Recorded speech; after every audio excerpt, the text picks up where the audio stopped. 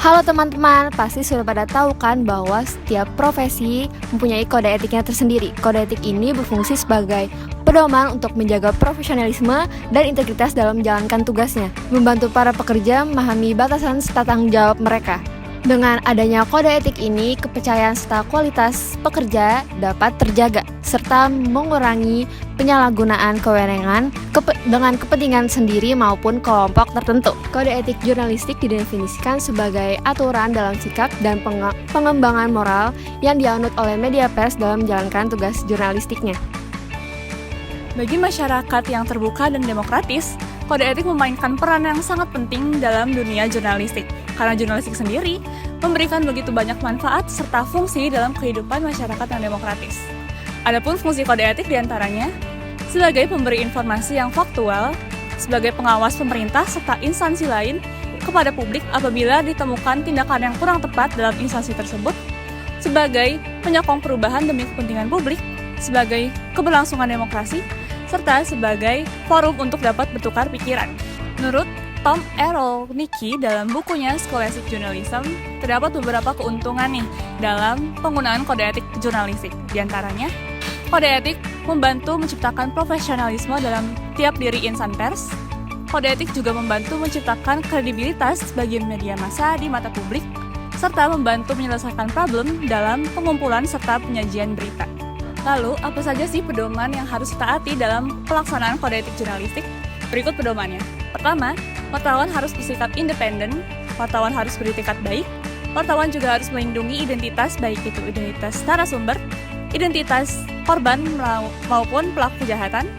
Lalu, wartawan harus menyampaikan informasi yang faktual, tidak mencampur opini serta fakta, harus menyajikan berita yang tidak mengandung sara, unsur cabul, dan sadis maupun berita bohong. Wartawan juga harus bertanggung jawab dengan profesinya dan tidak menyalahgunakan profesinya, seperti misalnya menerima suap.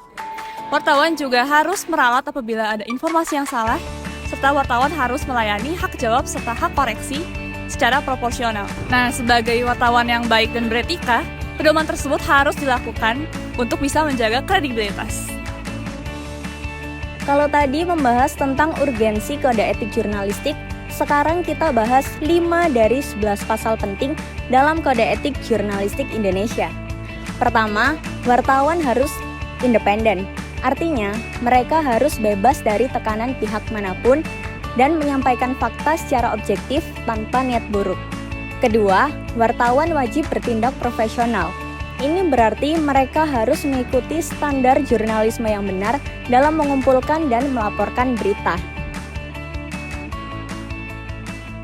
Ketiga, wartawan dilarang membuat berita bohong, fitnah, atau mengandung kekerasan dan pornografi. Hal ini menjaga agar berita tetap beretika. Keempat, wartawan tidak boleh menyalahgunakan profesi mereka, termasuk menerima suap. Hal ini bertujuan agar berita yang disampaikan tidak dipengaruhi oleh kepentingan tertentu. Dan yang kelima atau yang terakhir, wartawan harus menghormati privasi narasumber, kecuali jika berkaitan dengan kepentingan publik. Hal ini bertujuan untuk melindungi hak individu. Itulah 5 poin dari kode etik jurnalistik yang menjadi pedoman bagi wartawan untuk menyampaikan informasi yang berkualitas. Saatnya kita belajar mengenai istilah-istilah dalam etika jurnalistik. Yang pertama, yaitu independen, memberitakan peristiwa atau fakta sesuai dengan isi hati nurani, tidak dengan paksaan atau campur tangan serta intervensi dari pihak lain maupun pemilik perusahaan pers. Lalu yang kedua, hak tolak. Hak untuk tidak mengungkapkan keberadaan dari narasumber untuk melindungi narasumber serta keluarganya. Lalu yang ketiga, yaitu embargo. Penundaan, pemuatan, dan penyiaran berita sesuai dengan permintaan dari narasumber.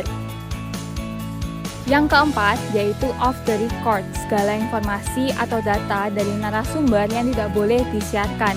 Dan yang terakhir, yaitu asas praduga tak salah, yaitu prinsip tidak menghakimi. Jadi itu tadi adalah rangkuman dari kode etik jurnalistik. Nah, semoga video ini bermanfaat ya buat kamu yang apalagi cita-citanya jadi jurnalis nih. Oke, terima kasih sudah menonton video kita. See you!